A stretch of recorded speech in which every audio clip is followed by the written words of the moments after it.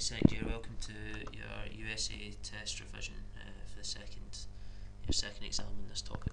So we're going to go through some topics as usual that you should know for the exam. First topic is immigration. That's people moving to the US from other countries. So first of all, we're going to look at the attractions. Why is the USA attractive to people to move for people to move to? Well, there's plenty of work available. There's a lot of certain freedoms, such as freedom of religion, the right to vote, and the freedom of speech. There's also educational opportunities for people who live there. There's the American dream, the idea that if anybody works hard, then they can make it rich and have a comfortable life and make a success for themselves. And there's also plenty of land available. Now, the other side of the coin is there's push factors, in other words, reasons for people leaving their country of origin or their home country. These include lack of food, poor quality of land, high rates of unemployment, and quite often war. Now, three type of immigrants, if you want, from Africa. Three types of immigrants to America. First of all, are African Americans, and many of them were forced during slavery. That's the earlier topic that you did in second year.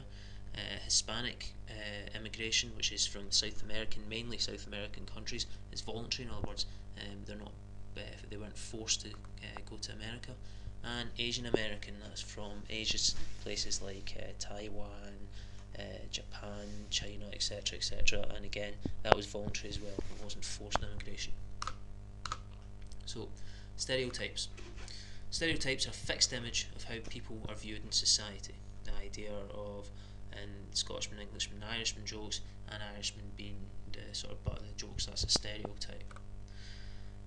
And stereotypes lead to people being judged either positively or negatively, and this can lead to discrimination. So some white stereotypes of white Americans include that all white Americans are rich, that they all have a high standard of living, and that they all achieve the American dream. This isn't the case. Some stereotypes of black people include that they are poor, that they're associated with violence, drugs, and areas that they live in are associated with high crime rates. So, discrimination. Areas of discrimination where people are discriminated against because of their ethnic background include in employment and in education.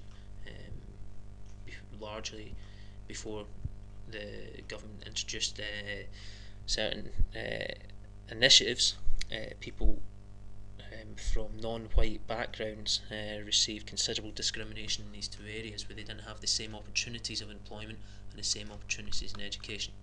So the government introduced something called affirmative action. This is where an example of affirmative action is positive discrimination in employment, where companies would have to employ people of non-white origin, so that might be black people, to reflect or represent the percentage of black people living in that society or that community. Another example is positive discrimination college places. Colleges had to offer a certain number of places to black applicants, and the reason for this is to address the previous imbalances in employment and education, or top employment and top education, where it was mainly dominated by white people. So that government initiative was called affirmative action, and it resulted in redressing the balance somewhat. So, the last bit we're going to look at, inner city ghettos, housing in America.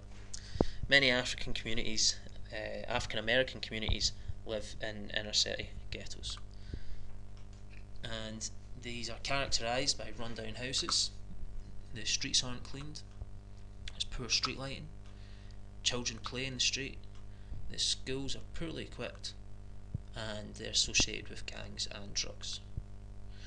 They also have conditions that are poor plumbing and sanitation. There's often rats and cockroaches. There's high vandalism and crime rates. There's children that live there underachieving, and there's a high crime rate. So these sort of conditions characterise many inner city ghettos, which many African American communities exist within. So if you know, or if you can try to remember all of them, you should be okay for your test on Friday.